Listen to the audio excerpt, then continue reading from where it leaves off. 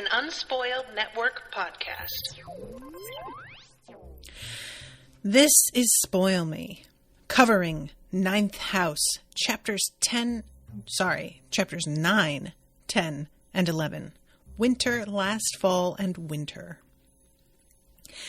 In these chapters, we get maybe a little bit of a hint as to what happened to Darlington, see a whole other thing that happened to Darlington, and then we see that maybe stuff has been stepped up going against Alex. A lot of pieces moving on the board. Welcome to Spoil Me.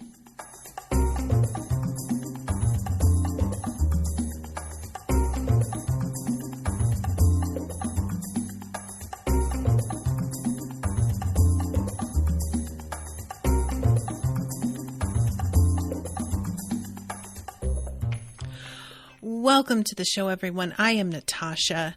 Thank you very much to Joanna for commissioning this episode. What's up, Joanna, if you're out there? You guys, it has been so long since my last recording because of various extenuating circumstances, including but not limited to surprise puppies, and one of them is in the room here. So if you start to hear some sounds, that's him moving around. He's a little bit restless. But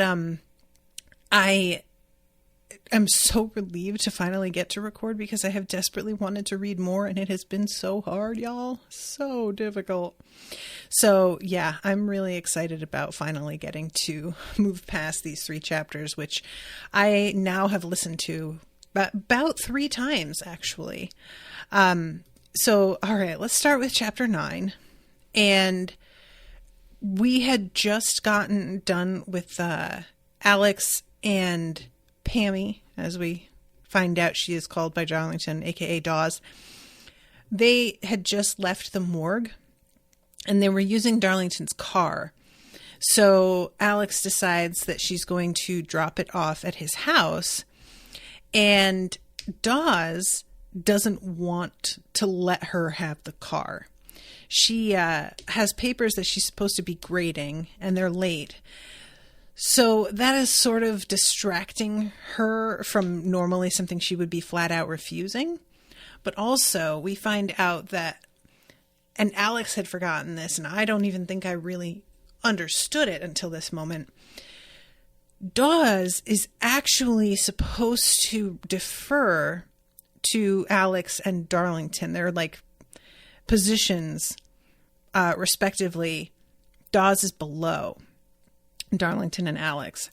So while technically, Dawes has seniority and understands a lot more about what's going on, she isn't supposed to just like flat out refuse or argue or whatever.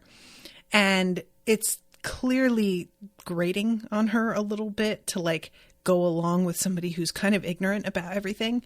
And I don't blame her for that. But she respects the rules enough that even though she doesn't like them, she makes herself respect them.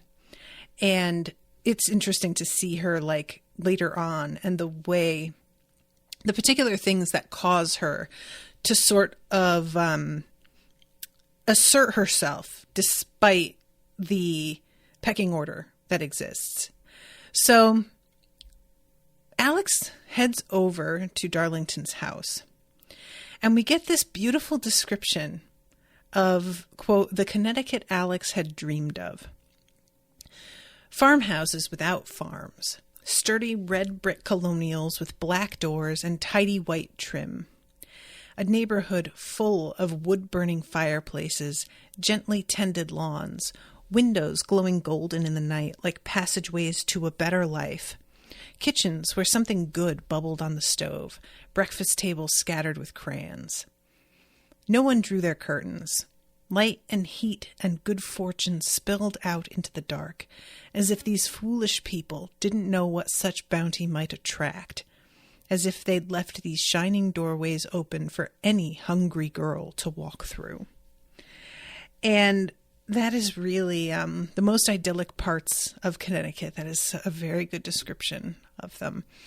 It's, I think, I'm not sure if it remains, but the last time I checked, Connecticut was the richest of all 50 states, and a place where people who work in New York buy homes and do their banking and their, life living. And there are pockets of it that are just unbelievably beautiful. So picturesque. It's ridiculous. And especially with like the colonial homes and stuff, it's really got its own feel. And that's the part that I miss when I think about Connecticut, and what I miss. It's those aspects of it, because that sort of historical feel, you just don't find that anywhere really. In the area that I am in, there are places where there are historical buildings, but not neighborhoods full of like residential homes that date back to 1710, So anyway, I just really enjoyed that description. And as Alex pulls up to his ridiculous house, the lamps that lined the drive were lit. The bulky shape of the house came into view, and Alex slammed her foot down on the brakes. A light glowed in the kitchen window, bright as a beacon, another up in the high tower, Darlington's bedroom. She remembered his body curled against hers, the cloudy panes of the narrow window, the sea of black branches below, the dark woods separating Black Elm from the world outside. And when it says she remembered his body curled against hers, I thought it was a signal that they had wound up sleeping together. And it still may be, but it seems like it may have just been the actual literal sleeping together, because we find out a bit later that she spends the night after what happens at the Manuscript party, and they are like separated by like a bed cover, I guess. So it could have just been a totally sort of like, I was tempted to use the word platonic, but I'm not really sure if I should, considering the fact that he has a raging hard-on a lot of the time because he had that weird experience and wanted to have sex with her. Does it count as platonic, like, even if you don't sleep together, when at least one of you desperately wants to be sleeping with the other? Like, you know what I'm saying? I don't know. But either way, I took it one way, and then later I had to sort of reconsider whether that's really what it meant. And a part of me, I'll admit, was like a little bit disappointed, but also excited. Like, I don't ship the two of them together, but I also would have been fascinated to see what led to the two of them sleeping together, because it seemed like a very not Darlington-ish thing to do. And still, I'm fascinated by what could have happened there. So she goes into the house thinking that maybe this means he's back, because as we find out, he basically like disappeared in front of her to no one knows where. And what the new moon is supposed to be about, and them waiting for that, is a ritual can be performed at the new moon to pull him out of wherever he went, allegedly. But she's sort of wondering if maybe there's a way that he can just return on his own, either spontaneously or he'll figure out a way on his end wherever he is. And so when she sees these lights, she's thinking that maybe this is a signal he's here. And she walks through the house, and as she continues going further in, it becomes very clear he isn't here. At first, she felt certain, and it begins to go from certainty to wishing, and then it begins to go from wishing to knowing, and just deep sadness and guilt. And there is a description of the house and how huge and empty it feels. Like the Il Bastone is a much more alive feeling house with its own personality, and it's not like that here. And he, being the only one who lived here, it was him who brought all the life to the place. So when he's not here, it just feels completely like hollow and empty. And I like this moment too, where she had thought for a while that maybe this was all just a test, and that he wasn't actually like stuck anywhere, that it was just him,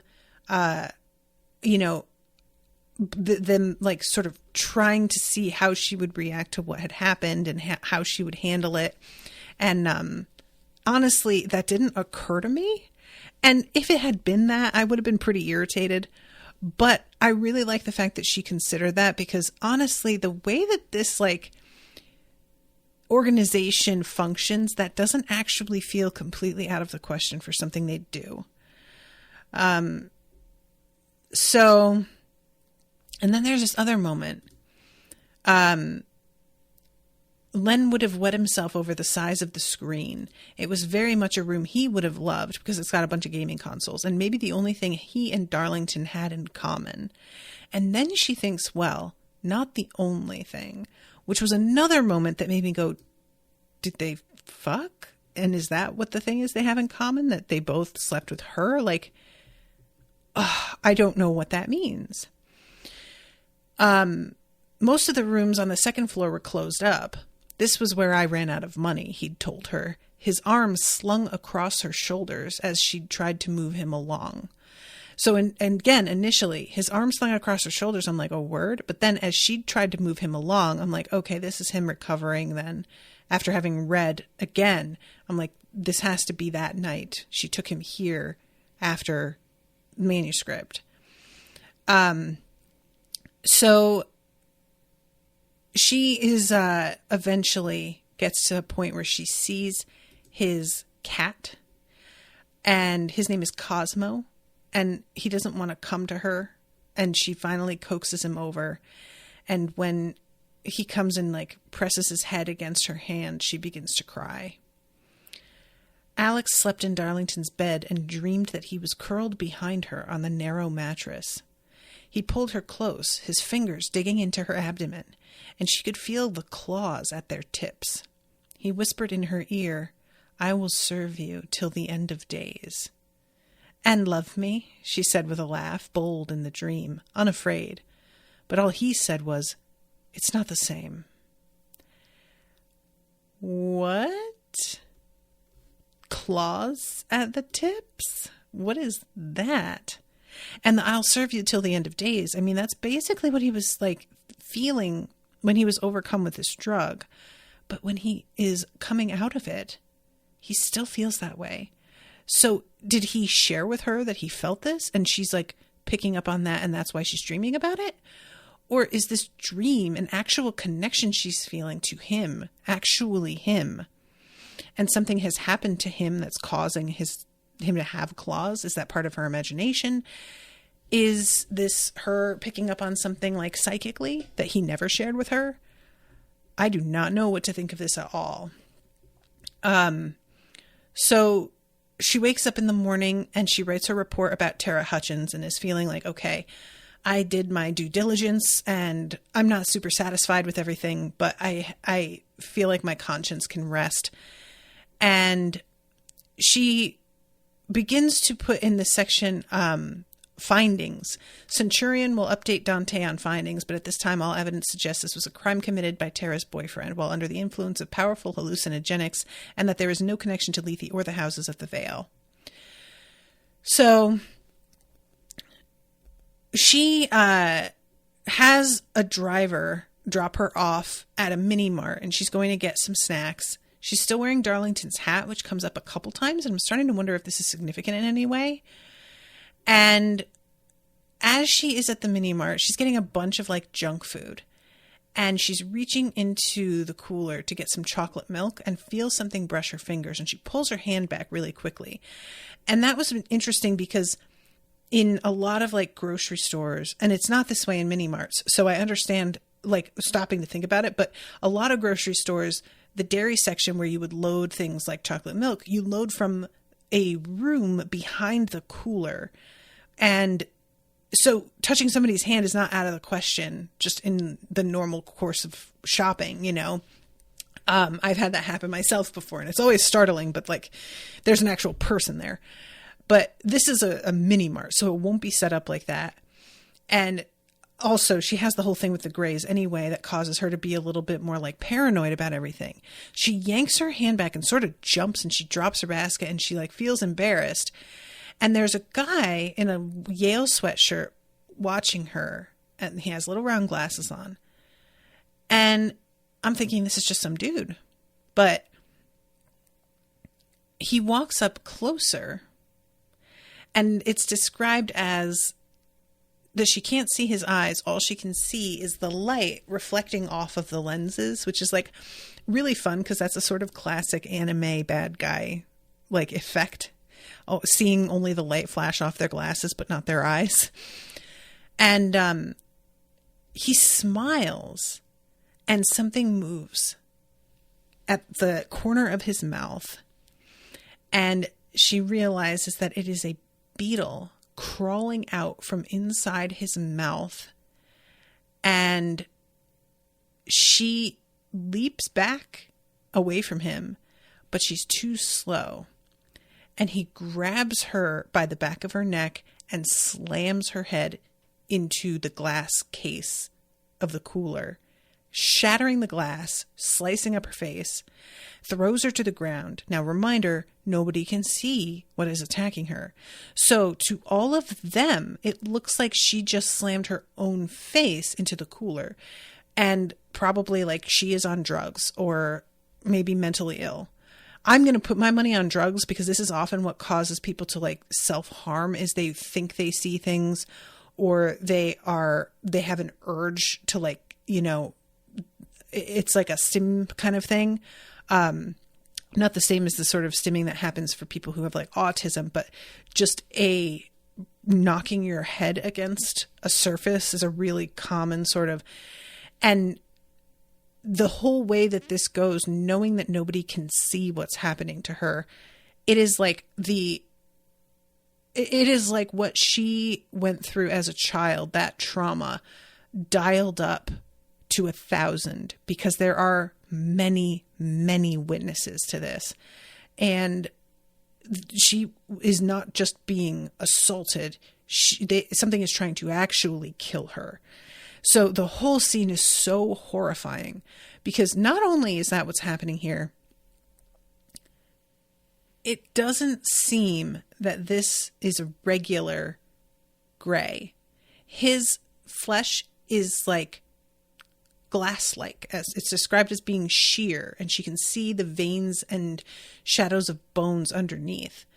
And I don't recall if there was anything about the appearance of the one that attacked her in the bathroom, if it was also a gluma, which it turns out is what they're called, or if that was just like a different type of situation entirely. But this thing is obviously really malicious, and she later on decides that it was sent for her specifically. This is not just an accidental encounter. Somebody like sicked it on her, basically. She tries using the death words, "Take courage, no one is immortal," and it has no effect whatsoever. And as she like stumbles outside, it jumps on top of her and begins to strangle her. And when she's like fighting against it, her hands are touching like slippery glass, essentially, which I thought was really interesting, that it feels the way that it looks. I was wondering if she would be able to touch it at all. Just because it can touch her doesn't necessarily mean it's reciprocal. She saw something burble up from the clear flesh of its throat, cloudy, dark red. His lips parted. He released her neck, and before she could stop herself, she inhaled sharply just as he blew a stream of red dust into her face. And he sits on her with his knees on her chest, holding her down while she like continues to inhale this. And then all of a sudden, he's gone. And she looks up, and the bridegroom, the other ghost, is up here fighting against it. The thing in glasses had hold of his lapels, and he flickered slightly in the sun as they careened through the air, slammed into a streetlight that sparked to life and then dimmed, passed through the walls of a building, and back out. The whole street seemed to shake as if rumbling with thunder, but Alex knew only she could hear it. And the streetlight sparking to life and then dimming. I was really curious whether other people could see that. Because, well, we'll get to that. So She flees, and there is like an EMT that had been called that is following. And she winds up ducking into an alley to get away from it because she's just like, they're going to stop me and then I'm going to be killed like right in front of them. I believe she's correct, but I also kind of wanted to see what would happen if an EMT was there to see her being yanked around, because it would be them trying to hold her down and her being like pulled in ways that wouldn't be possible for her to move on her own. And not that it would necessarily help to see them just kind of flabbergasted, because that's not accomplishing anything. Just a certain satisfaction that they realize it's not what it looks like, you know? So she runs to the hutch and she just yells, "It's me," which causes its door to open and it pulls her inside, steps rolled toward her. She tried to take the stairs on her feet, but slid to her knees. Usually, the smell of the hall was comforting, a winter smell of burning wood, cranberries cooking slowly, mulled wine. Now it made her stomach churn. It's the uncanny, she realized. The garbage stink of the alley outside had at least been real. These false smells of comfort were too much. Her system couldn't handle any more magic. I thought that was really fascinating. Like, the idea that even something meant to be comforting, its origin is really what makes it comforting or not. I like that.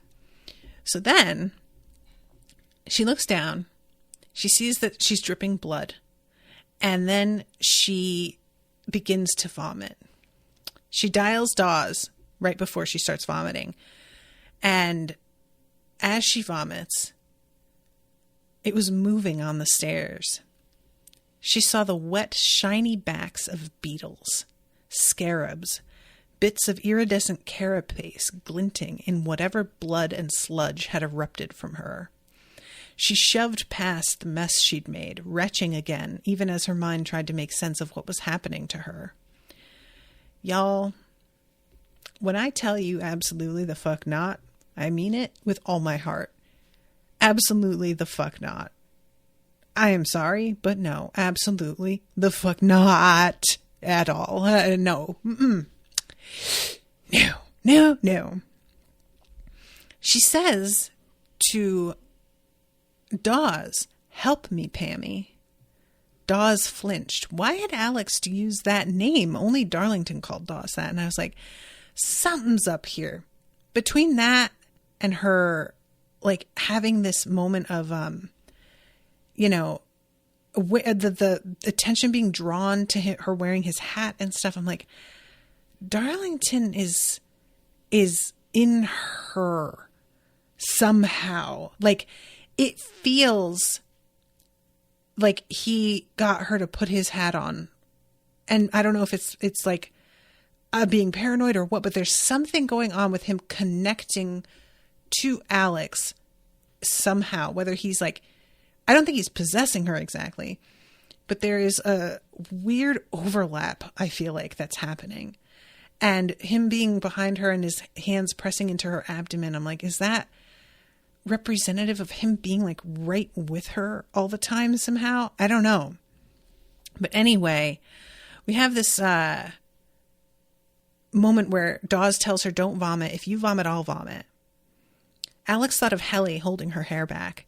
They'd gotten drunk on Jaeger and sat on the bathroom floor at Ground Zero, laughing and puking and brushing their teeth, then doing it all over again. I truly cannot imagine like getting so drunk that you puke and brush your teeth and then just keep doing it. Like, I can't. Absolutely can't imagine. And there is a moment later where she's remembering the moment where they were like yelling, "Open the door." And I'm like, she locked Len in a room with something that like, so many mysteries, you guys. There's so much going on. Oh my God. Okay. And Dawes asks her, "What happened? Tell me or I can't fix it." And she actually slaps Alex to get her to like focus. A gray, I don't know, like glass, I could see through him. And she says, "That's a gluma. There was red smoke, I breathed it in. corpse beetles. They'll eat you from the inside out. Of course they would, because magic was never good or kind. She felt a cup pressed to her lips. Drink, said Dawes. It's going to hurt like hell and blister the skin right off your throat, but I can heal that. And Alex is smiling, and finally Dawes is like, what the fuck? And she is realizing that they sent it because she's onto something, and they are worried about it. They tried to kill me, Helly, she rasped as she slid into the dark. That means I get to try to kill them. And that's not out loud, that's in her head. But this feels like Helly and her made some kind of deal. And I am fascinated about how this works. So then we get a description of Manuscript. Manuscript, the young upstart amongst the houses of the Vale, is arguably the society that has weathered modernity the best. It is easy to point to its Oscar winners and television personalities, but their alumni also include advisors to presidents, the curator of the Metropolitan Museum of Art, and perhaps most tellingly, some of the greatest minds in neuroscience. When we speak of Manuscript, we talk of mirror magic, illusions, great glamours of the type that can make a star.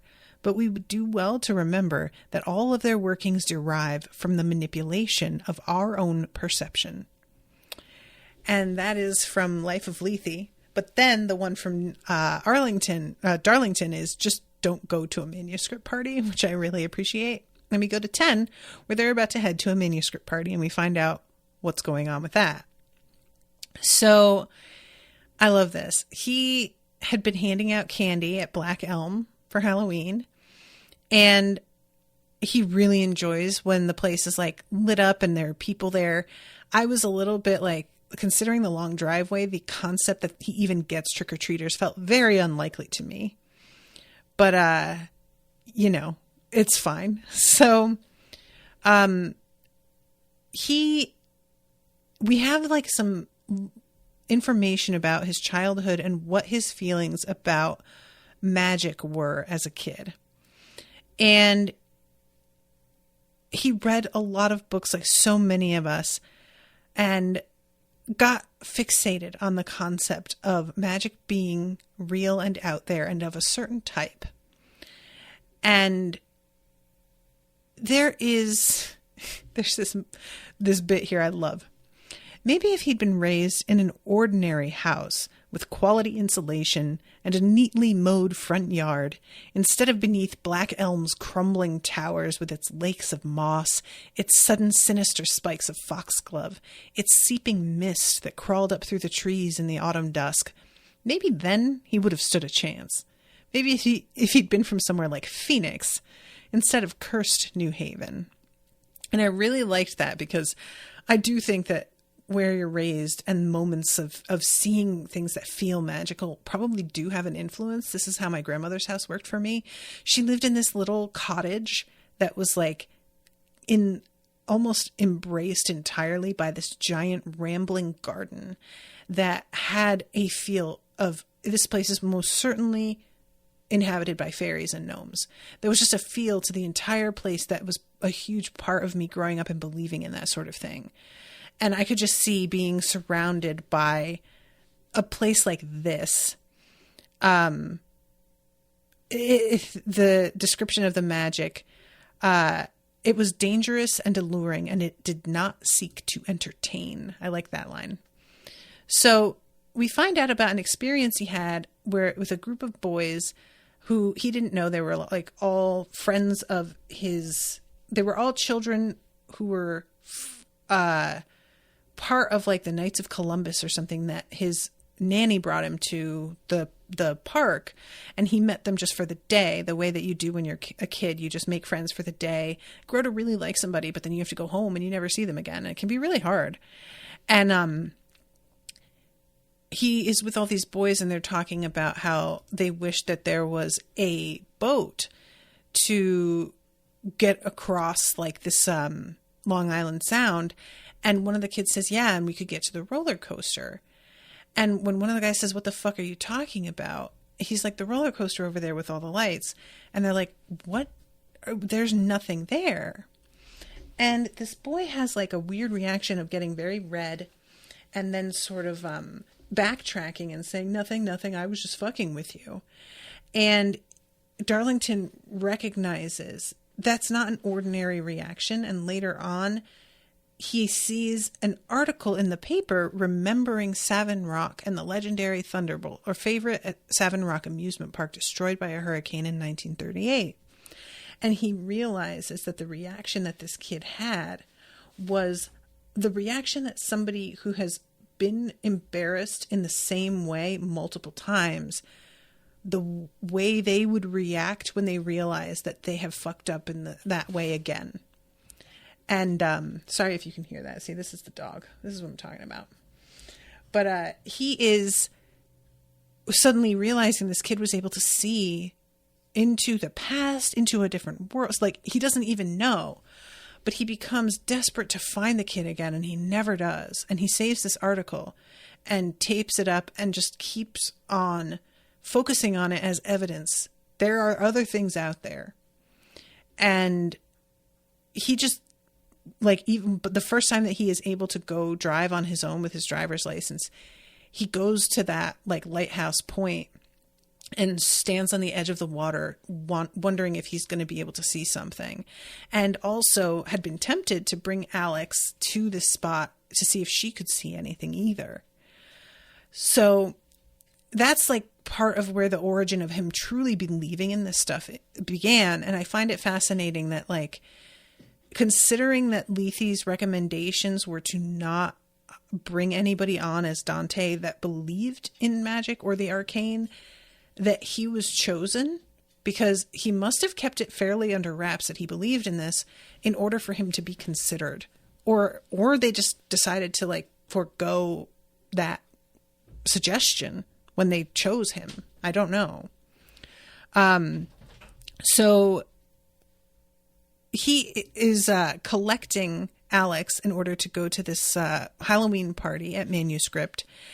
And he is feeling a little bit of trepidation about this because, as we find out, Manuscripts like got a real tendency to just fuck with people for the fun of it, not necessarily even because they're trying to like gain anything. It's just sort of a power trip to manage to affect the people around them. And they're not supposed to fuck with members of Lethe, but it is obvious they don't really take that very seriously. And I'm curious whether or not anything would have happened to them considering what they do here, but we don't really get far enough to find out because he winds up, I guess, disappearing at this point. So, or maybe it wasn't this point. I'm assuming that happened like almost the same night or pretty soon after, and maybe it wasn't. I don't know. So he is going up there with Alex, and they have like a couple of assignments they're meant to do first.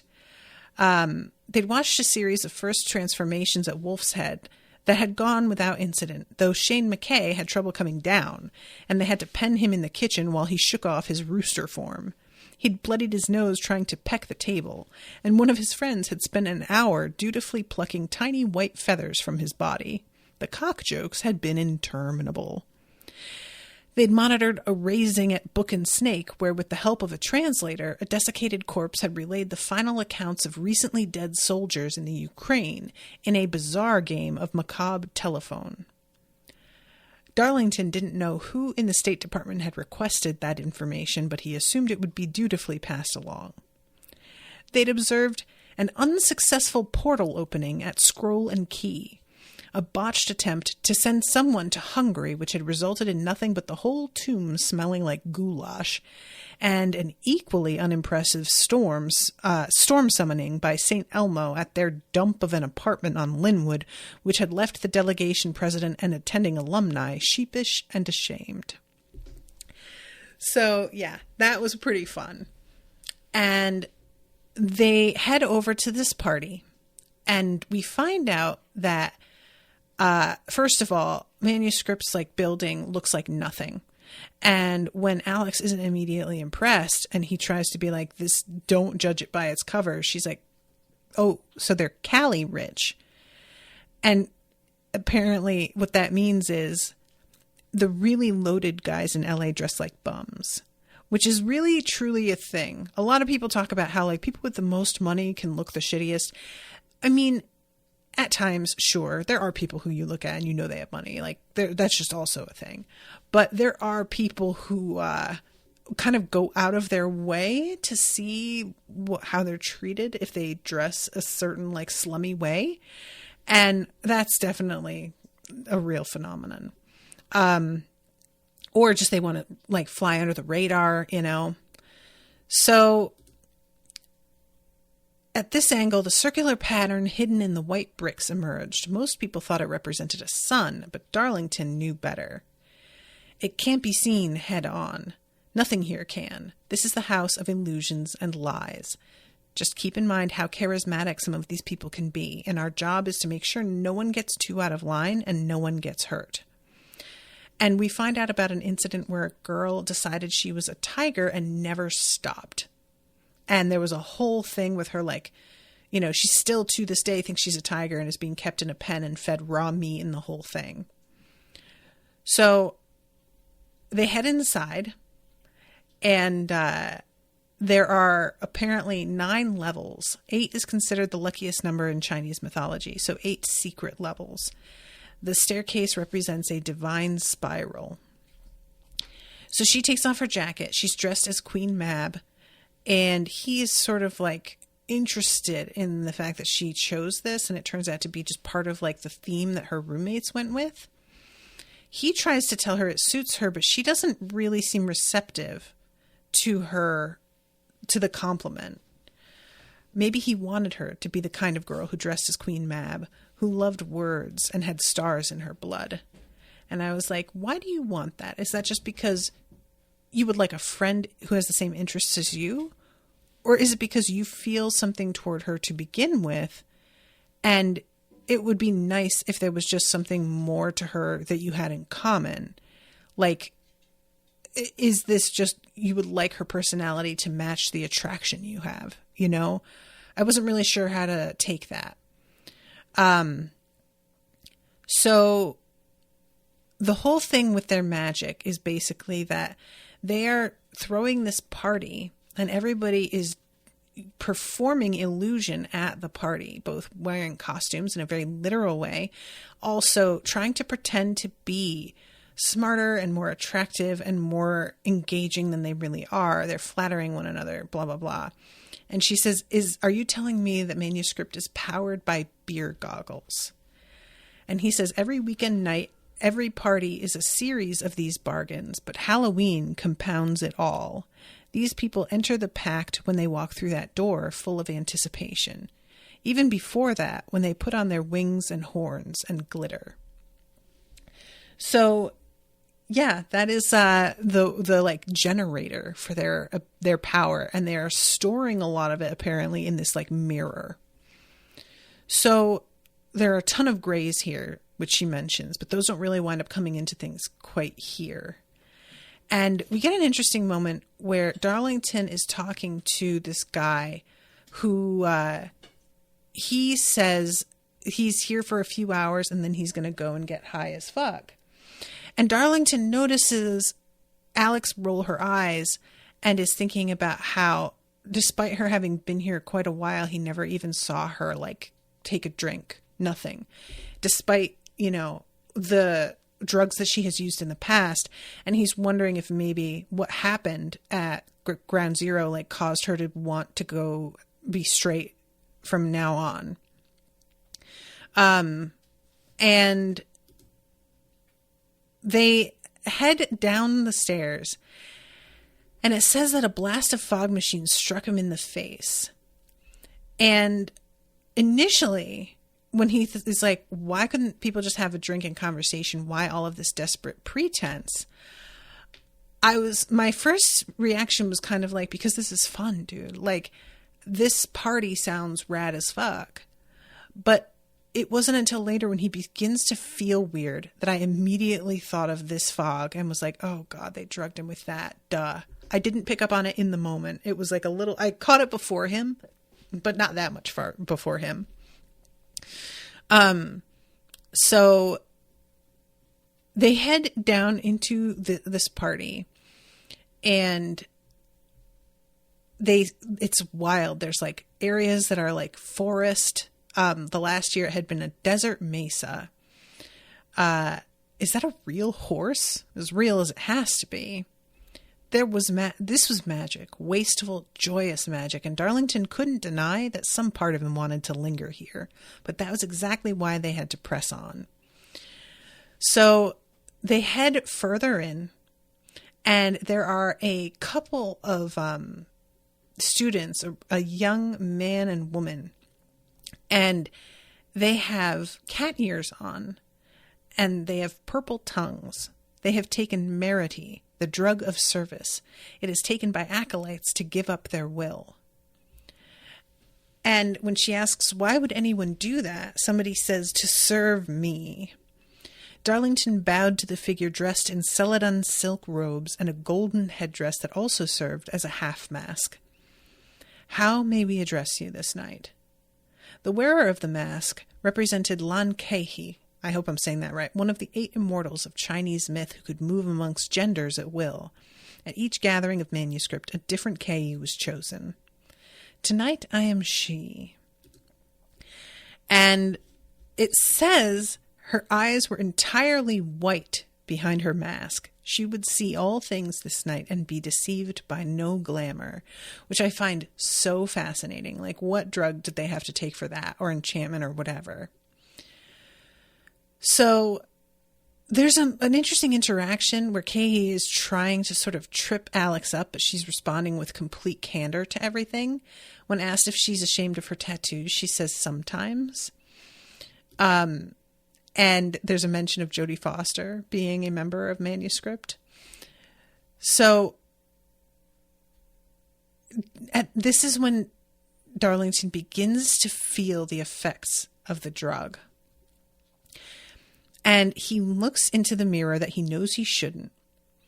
And all of the food looks to be rotten. And the people who are like eating it don't notice all the flies and everything. And I'm trying to find the spot here. So he could feel his body quaking, felt dampness on his lips. Darlington? Alex's voice, and in the mirror he saw her, but she looked the same. She was still Queen Mab. No. This time she really was Queen Mab. Night ebbed and flowed around her in a cape of glittering stars. Above the oil-black sheaf of her hair, a constellation glowed, a wheel, a crown. Her eyes were black, her mouth the dark red of overripe cherries. He could feel power churning around her, through her. "What are you?" he whispered, but he didn't care. He went to his knees. This was what he'd been waiting for. "Ah," said Lan Keihi, approaching, "an acolyte at heart." And he is like kneeling and crying and thinking, "Choose me." He felt the shame of it. She was no one, a girl who had lucked into a gift, who had done nothing to earn it. She was his queen. And it was just interesting to me, like, who had lucked into a gift and done nothing to earn it, coming from this guy. And finally she bites his ear and he comes back to himself. And he is like kneeling with his hands on her hips, and he has hiked her skirt up. And he is like, his face like pressed against her crotch. And he pulls back completely, humiliated by what's going on, and realizes the mist is what they did to get to him. And he is not only humiliated, but really fucking angry, because this is like a violation of a ton of rules, like basically all of them. And she helps him to get out of there. But when they get outside, he is like recovering, but he's still very, fuzzy. he is saying, like, I am definitely going to report them, and that's going to be a huge fine. What do you want to say in the report? All of it. It isn't a big deal, she said. It had been a big deal, though. He had felt desire wasn't even the right word for it. He could still feel her skin under his palms, the heat of her against his lips through the thin fabric of her panties. What the hell was wrong with him?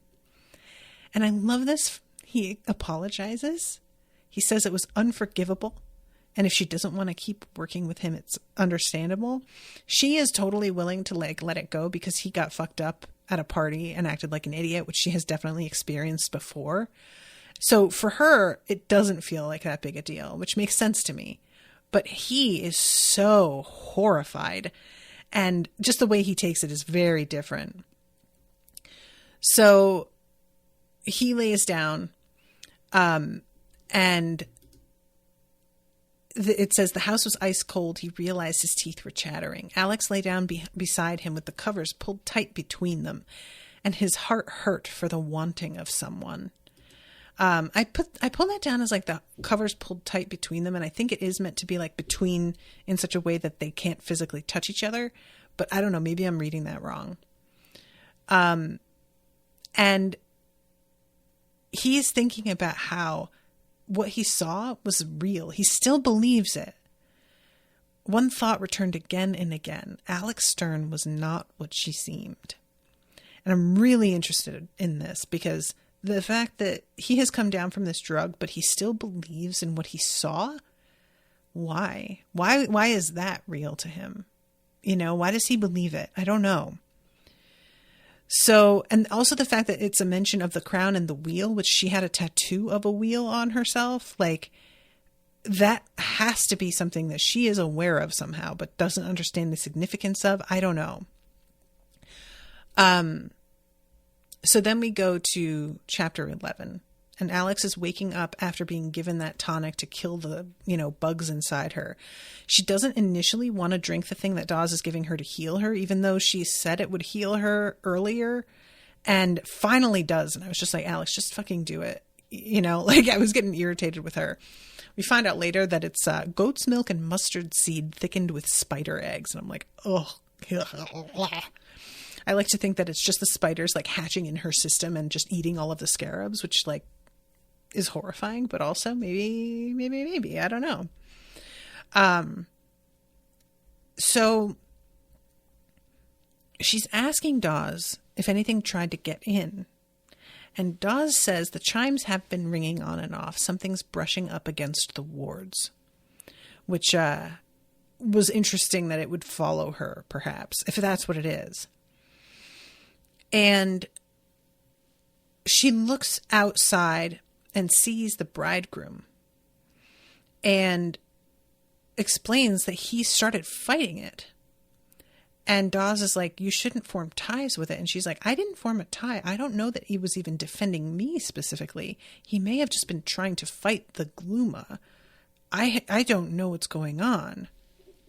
And then there's a ring of the bell, and Dean Sandow is here, and Dawes is saying, you were nearly killed and only survived because a Grey interceded on your behalf. And Alex tells her not to tell him that. And she doesn't know why she isn't like feeling like telling him, but it's just sort of, you don't do it. You don't tell anybody anything about this stuff, which I personally, I'm going to say right now, whatever is going on here, I fully believe Dean Sandow was a part of it. I don't have anything to base that on other than he is a man in power at in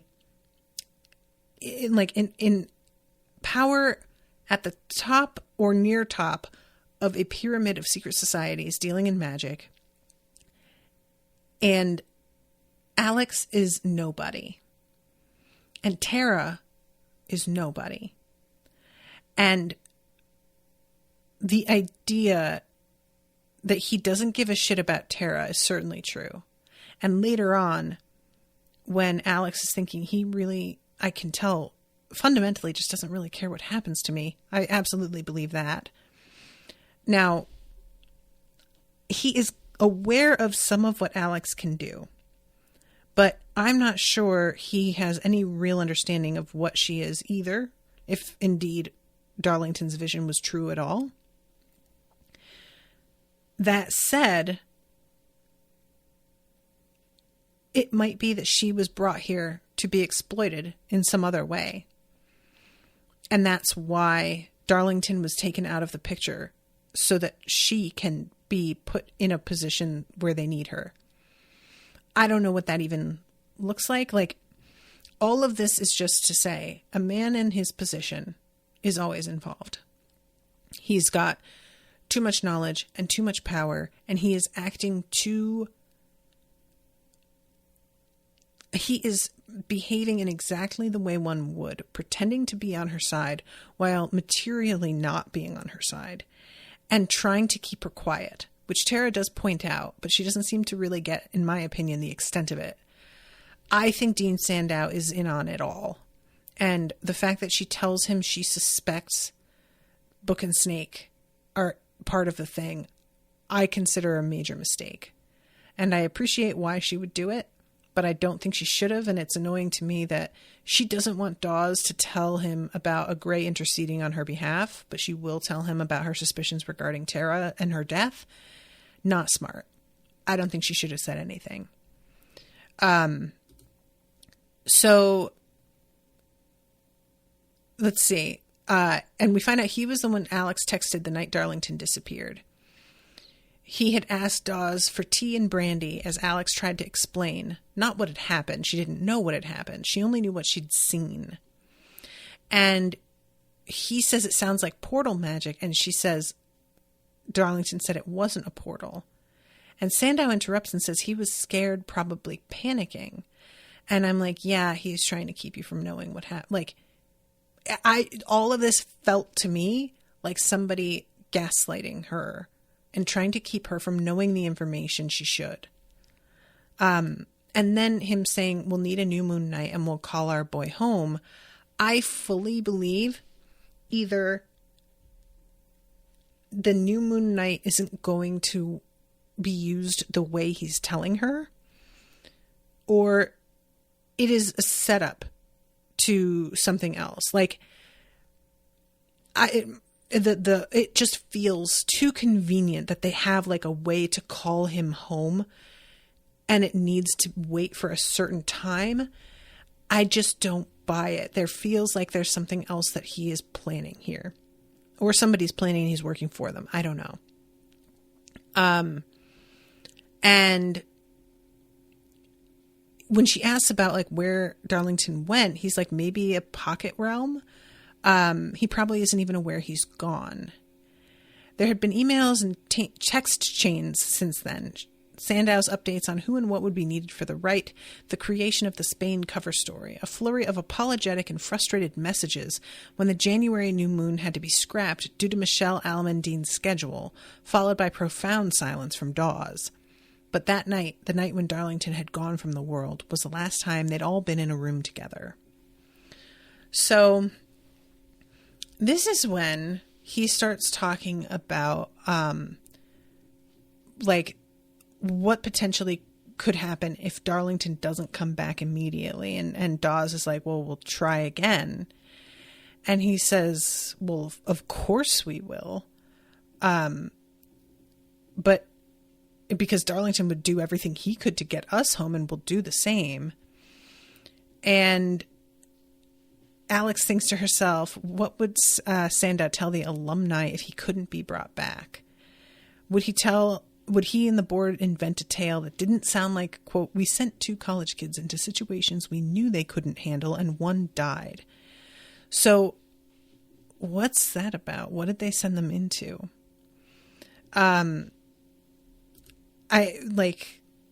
Again, this is something shady is up here. So this is when she mentions Book and Snake, and he says, this isn't safe. You aren't equipped.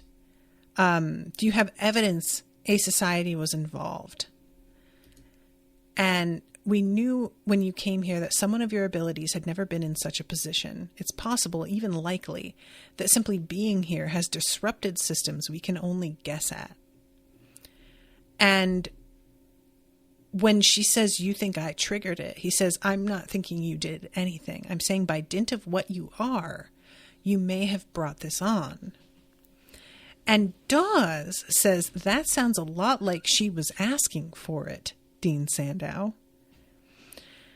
And this was an interesting moment because I don't fully agree with what Dawes is saying here, like the assertion, and what it's hard because like it feels very much like what Leigh Bardugo is doing is meant to be like, I'm meant to sort of be on Dawes' side in this scene, especially based on the fact that like Alex was sexually assaulted, and that was like one of the triggering moments of her downward spiral in her life, that this is supposed to be directly tied with that. But it's not him saying she was asking for it. It is saying we don't know what the deal is with you having these abilities. And because we don't know, it may have attacked you due to something about your abilities that we don't fully understand, which doesn't feel like the same thing as just you brought it on yourself, so much as that what you can do may be part of why they're drawn to you in this way. And we don't understand enough to prevent that or even understand that's what's going on. The way that Alex reacts, or not Alex, Dawes, I appreciated her being so defensive of Alex. I really liked it. And I think that this is going to be part of what draws the two of them together in a way that they need to be. But I didn't feel like the comparison was quite there, you know, just because they don't know enough. That said, because I am suspicious that Dean Sandow is in on things anyway, I then am tempted to revoke any sort of shadow of a doubt, or what's the word I want? Benefit of the doubt. And say he is just, as Dawes says, an attempt to silence her. It stinks of victim blaming. And Alex says, somebody sent it after me. I'm telling you, a girl is dead and there's a connection to the societies. For just a minute, pretend I'm Darlington and try to take me seriously. So this is when he looks at her and then he asks for Dawes to play the tape from the camera facing the intersection where Alex was attacked. And this felt a lot more like a man trying to silence a woman who is making allegations about being sexually assaulted. Because what he's doing here, he is playing the tape of Alex's humiliating moment of apparently losing her mind completely by herself, and framing it as, look how crazy you look, and we need them to see you as stable. We don't have any evidence. And what bothered me was, one, if that lamp flickered in the tape as it moved away, that's a little bit of evidence something was going on. She vomited scarabs. That's some evidence that there was something going on. Were none of those remaining? Was her vomit invisible? Because that's a big question for me. If there was no actual physical evidence, like she's vomiting up scarabs that are eating her from the inside, and that's something that like that Dawes can give her a potion that will affect the harm being done to her. The fact that Dawes can administer this medicine and it work, that is evidence. But all of that is being set aside for the fact that her attacker was not visible. The fact that you can't see what's attacking her does not mean you don't have any evidence. But Alex and Dawes both don't say anything to him about that. And I don't know if it's supposed to be that like they're both kind of cowed by the video and the effect of it to the point where they forget the other potential avenues they could use to prove what happened, or if they don't think those are going to be substantial enough. I don't know. And, you know, it's essential as they see you as stable, particularly given how precarious things are now, given that Darlington had disappeared, given that it had happened when she was supposed to be watching his back. So again, he's putting her on the defensive here in a way that feels very much like a woman. You know, there have been a lot of cases of girls who are sexually assaulted on camera. It's filmed. And the fact that it is filmed does not help their case, despite it arguably should be evidence, and it's not. This feels like a moment where somebody would play the tape and be like, do you really want a whole courtroom full of people to see you like this? You know, it's not about whether it's evidence, it's about the shame. And that's what it feels like he is doing here. And when she's like, isn't this why we're here? He says, yes, but do you think you're equipped to investigate a homicide by yourself? Do you honestly think that if Turner found a connection to one of the societies, he wouldn't pursue it? And she's like, no, I know he will. And he says, if he does, we will be there to lend him support. And I promise to pass along everything you've learned. But right now, I need you to focus on getting well and staying safe. And again, we will put our minds to what might have triggered the Gluma attack, and if there may be other disruptions caused by your ability. Again, caused by your ability. That feels, you know, your presence here on campus is an unknown factor. That I can agree with. But that and caused by are different. The behavior of those Greys during the prognostication, Darlington's disappearance, a violent death near campus, and now a Gluma.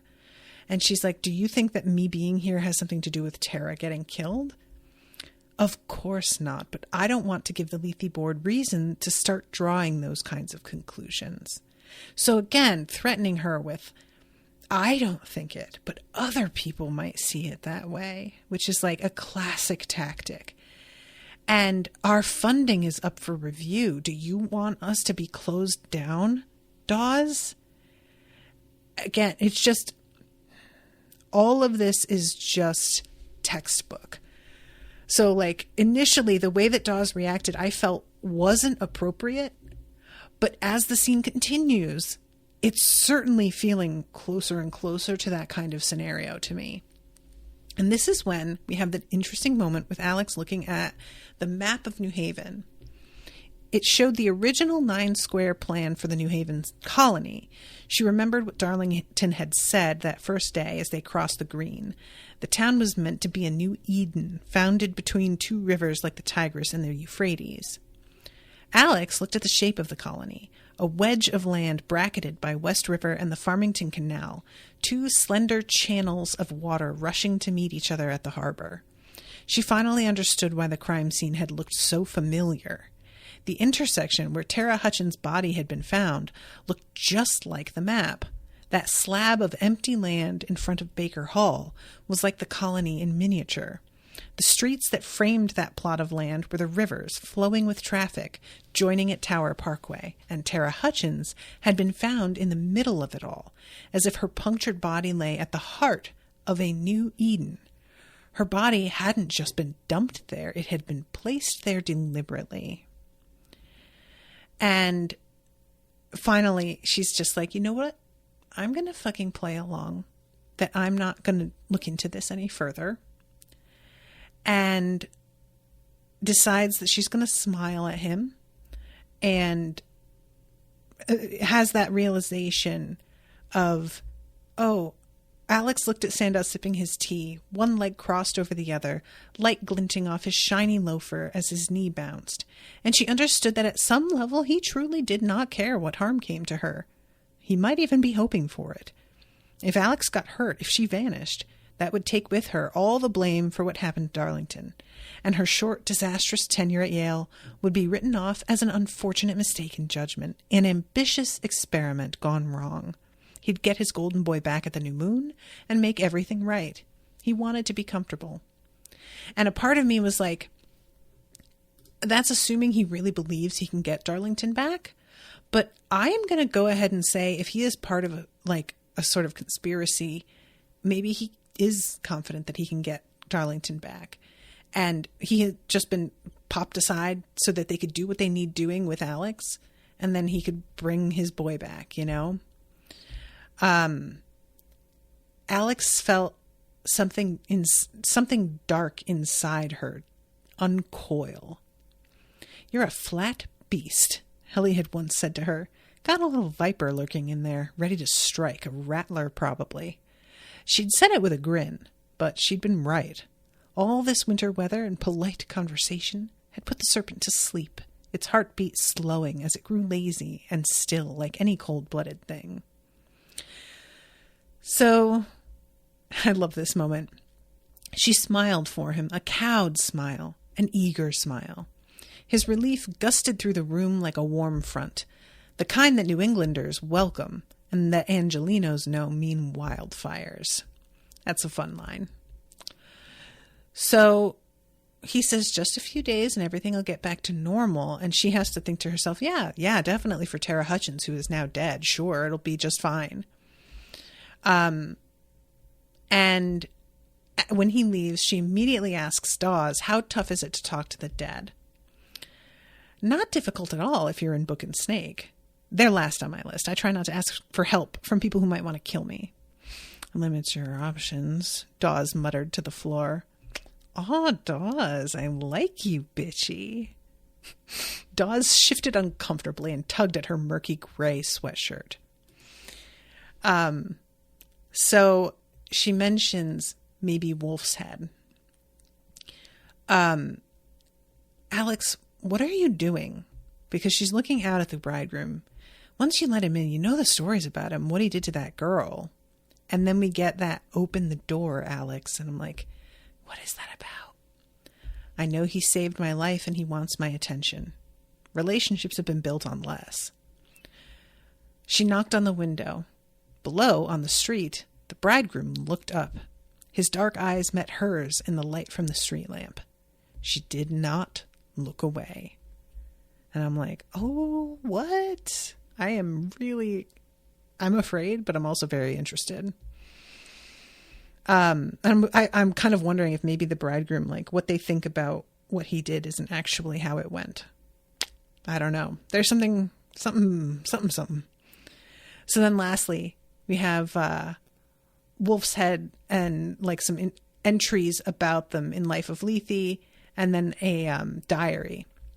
So a mention about how they use animal form a lot of the time for intelligence gathering. And it says, keep discussions of important or sensitive nature around animals to a minimum. And then a guy talking about when Roger said we were going to fuck like rabbits, I didn't think he meant actual rabbits. And that is the end of the chapter. So, all right, I'm going to wrap up. I'm over time, but thank you guys very, very much for listening. Thank you to Joanna for commissioning this. Appreciate you a lot. And until next time, toodaloo, motherfuckers.